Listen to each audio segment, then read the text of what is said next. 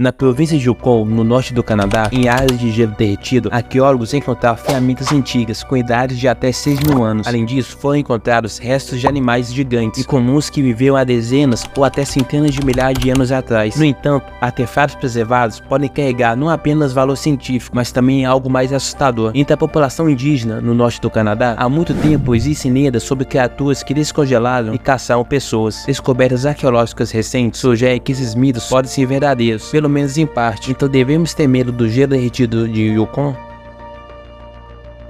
Em 2018, durante uma expedição a uma área de gelo perto da comunidade de Carcross, em Yukon, um piloto de helicóptero descobriu um objeto de madeira estranho na neve. Quando a agente de patrimônio Jennifer Hakes se aproximou da descoberta, ela percebeu que estava olhando para uma lança atantal de madeira completa, com cerca de 6.000 anos de idade. A lança, com cerca de 2 metros de comprimento, estava perfeitamente preservada. As ferramentas eram usadas pelos habitantes locais para caçar cáribos há milhares de anos. Eram populares até o ano de 847, quando foram finalmente substituídas por arcos e flechas. No entanto, não apenas armas e ferramentas são encontradas nos gelos de Yukon, mas também itens raros e de uso doméstico. Uma das descobertas mais notáveis é um mocassim de coco com mais de 1.500 anos de idade, encontrado nas montanhas perto de uma área de gelo. Acredita-se que o mocassim pertencia a um dos caçadores de cáribos, mas o que torna essa descoberta especial é o couro. A madeira e outros materiais orgânicos se decompõem muito rapidamente, e encontrar um item quase intacto é uma raridade. Mas nas chamadas áreas de gelo de Yukon, que são incluídas na lista de patrimônio mundial da Unesco, o tempo parece parar. Ao contrário das geleiras que podem deslizar pelas encostas, as áreas de gelo não se movem. O gelo nelas se acumulou ao longo de milênios, e os artefatos enterrados sobre eles permanecem intactos. Devido ao aquecimento global, o gelo começou a derreter e ferramentas antigas acabam na superfície nas mesmas condições em que foram congeladas há milhares de anos.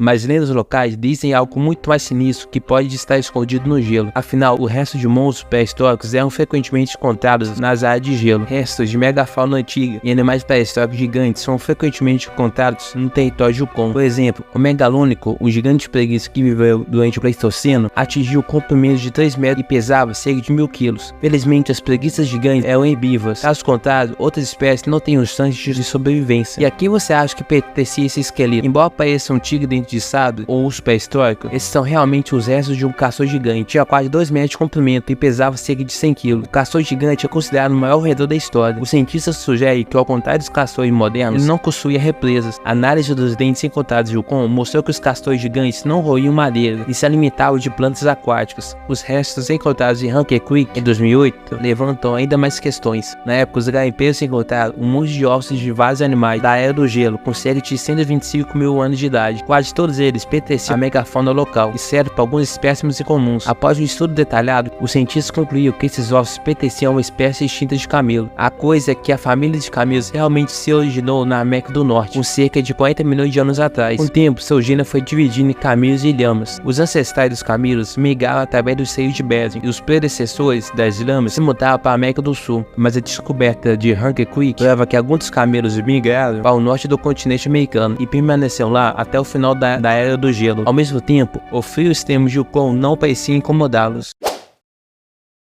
Mas camelos não são a descoberta mais estranha dos garimpeiros em Yukon. Em 1897, no auge da corrida do ouro em Klondike, a escritora francesa George Dupuy viajou para Patrick Creek junto com outros garimpeiros. Um dia, durante as caçadas de alces, Dupuy e seu grupo notaram pegadas estranhas. Nenhum dos caçadores conseguia determinar a qual animal pertenciam. Quando o grupo liderado pelo escritor seguiu as pegadas, eles acabaram na beira de um penhasco. Olhando para baixo, viu uma enorme criatura preta tentando subir a encosta. Segundo Dupuy, ela tinha 15 metros de comprimento e 5,5 metros de altura. A criatura tinha um chifre semelhante ao de rinoceronte na cabeça. Uma crista corria ao longo de suas costas e todo o seu corpo estava coberto de cerdas. A escritora estava convencida de que havia encontrado um dinossauro vivo naquele dia. De acordo com Dupuy, em 1908, ela recebeu uma carta de um amigo padre que afirmava ter visto o dinossauro novamente na área de Patrick Creek. Ele correu para a superfície congelada do riacho, segurando o caibo morto em seus dentes. A criatura se movia a uma velocidade de cerca de 16 km por hora. Além disso, de acordo com o padre, a temperatura do ar naquele dia caiu para menos de 45 graus Celsius na presença do dinossauro. As cerdas estavam cobertas de geada. No mesmo ano em que George Dupuy publicou uma história sobre o dinossauro do Yukon em 2 revistas na França e na Grã-Bretanha e recebeu uma enxurrada de críticas, o naturalista e geólogo britânico Richard Lydekker afirmou que grandes dinossauros vivem apenas em climas quentes e nenhum deles poderia sobreviver ao rigoroso clima do norte. Mas quase 50 anos depois, o jornalista britânico Harold Wilkins, em seu livro Cidades Secretas, descobertas da antiga América do Sul, sugeriu que o encontro de Dupin com o dinossauro vivo poderia muito bem ter sido real. Segundo ele, os paleontólogos podem estar enganados ao afirmar que os dinossauros foram extintos com o início da Era do Gelo. Winks acredita que algumas espécies poderiam se adaptar a novos ambientes e padrões climáticos em algumas décadas. Mais tarde, suas palavras foram confirmadas na década de 1970, quando o Museu de Paleontologia Royal Tether, no Canadá, realizou escavações em Pipestone Creek. Seus paleontólogos descobriram os restos de 27 dinossauros com cerca de 72 milhões e meio de anos. Os cientistas acreditam que esses dinossauros pertenciam a uma espécie anteriormente desconhecida, de Pachyrhinosaurus. Suas características distintivas, suas franjas ósseas em suas costas e os chifres semelhantes ao de rinocerontes. A descrição de Pipestone lembra a criatura que Dupin encontrou não muito tempo atrás. Em 2009, foram descobertos raros restos de dinossauros no próprio Yukon. Essas descobertas têm cerca de 65 milhões de anos. David Evans, criador associado de paleontologia de vertebrados do Museu Royal de Ontário, acredita que um dos dois ossos encontrados pode pertencer ao Hadrosaurídeo, enquanto o outro pode pertencer a crocodilos ou tartarugas pré-históricos. Assim, a história dos garimpeiros sobre encontros com dinossauros pode se revelar verdadeira. No entanto, neste caso, as lendas tribais aborígenes sobre a experiência de encontrar criaturas semelhantes a macacos também podem ser baseadas em eventos reais do passado. Os povos indígenas do Yukon acreditavam em uma raça de monstros humanoides com caudas, que supostamente habitavam a região antes da chegada dos humanos. Depois disso, os monstros se mudaram para tocas e cavernas nas montanhas perto do vale superior do rio Tanana, mas os nativos Atnas que vivem na fronteira entre o Alasca e o Yukon ainda acreditam na existência dos chamados macacos humanos. Os Atnas os chamam assim. Acredita-se que essas criaturas sejam canibais e que o encontro com elas nunca acaba bem.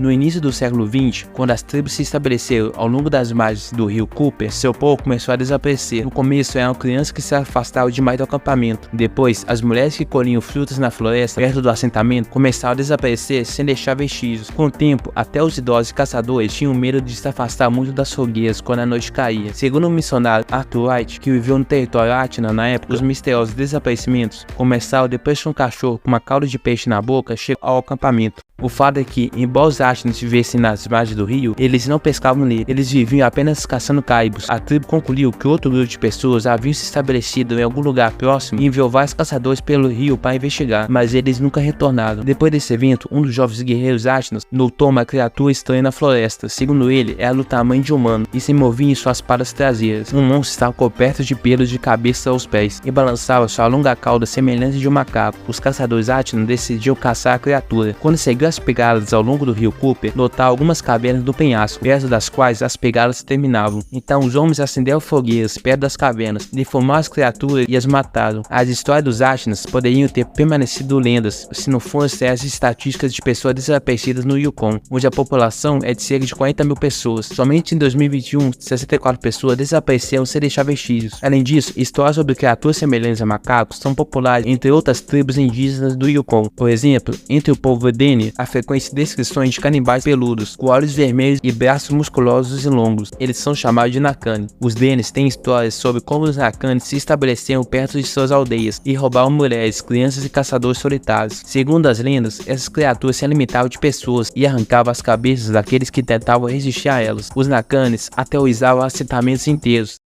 Em 1876, o missionário francês Émile Petitot, que vivia no território dos Denes, escreveu sobre o medo que se espalhou entre os moradores a cada verão. Segundo ele, quando os Denes suspeitavam que um Nakani estava rodando por perto, bandos inteiros abandonavam imediatamente seus acampamentos e procuravam abrigo em uma ilha próxima do lago. A tribo acreditava que os Nakani viviam no vale de Nahanni, a leste do território do Yukon. Os Denes ainda consideravam essa terra amaldiçoada. Por um lado, isso pode parecer mera superstição, mas por outro, 44 pessoas desapareceram no vale nos últimos 100 anos. Além disso, os restos sem cabeça são constantemente encontrados no Nahanni, pelo qual uma das gargantas foi apelidada de Vale Sem Cabeça. Este lugar ganhou fama assustadora no início do século XX, no auge da corrida do ouro de Klondike. Em 1908, os corpos de dois garimpeiros, os irmãos Willie e Frank McLeod, foram descobertos em Nahanni. 2 anos antes, eles haviam subido ao rio em uma canoa até o vale de Nahanni. Seus restos mortais foram encontrados no acampamento e ambos os corpos estavam sem cabeça. Em 1917, o corpo do prospector suíço